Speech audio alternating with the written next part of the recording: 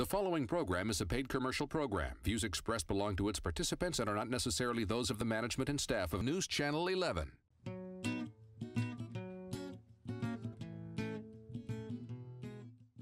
Hello, come on in. Let's cook together. Well, if you remember last month, I did a recipe that was special to me. Well, this time I have a very famous department store blueberry muffin recipe. And the next thing you know, Scott's blueberries will be in season, and that's what we're supposed to use is blueberries. Well, we're going to start with a half a cup of real butter into this bowl. We're going to start with a cup of sugar.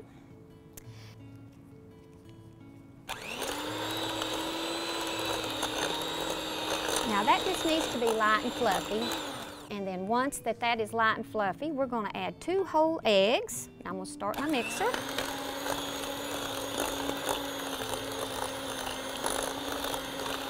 Now what's unusual about this recipe is that we're going to put our baking powder in, which normally would go in with our flour, which is completely different.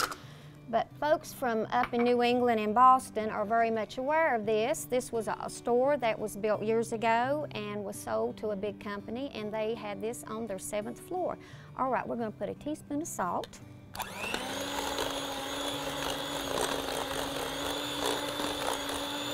Now, as you can see that it is light, and so we're ready to start. We're going to add 1 teaspoon of vanilla. Like I said, this recipe is backwards to what we're used to doing.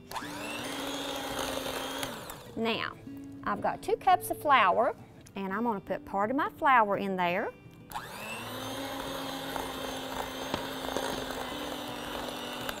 And I have a half a cup of milk. So you start and end with flour. So, all right, now I'm going to add a little more flour and the rest of my milk. All right, there we go.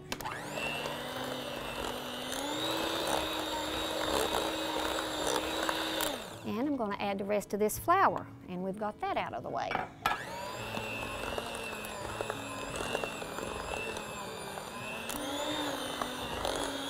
Okay, now this recipe, when the stores were sold, these department stores were sold, they also served these to the media.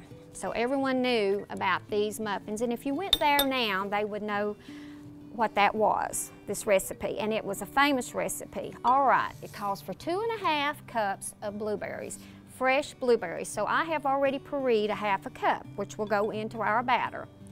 Then I'm going to add 2 cups of fresh whole blueberries. Now what we would do is we will mix this until just enough to toss in your blueberries.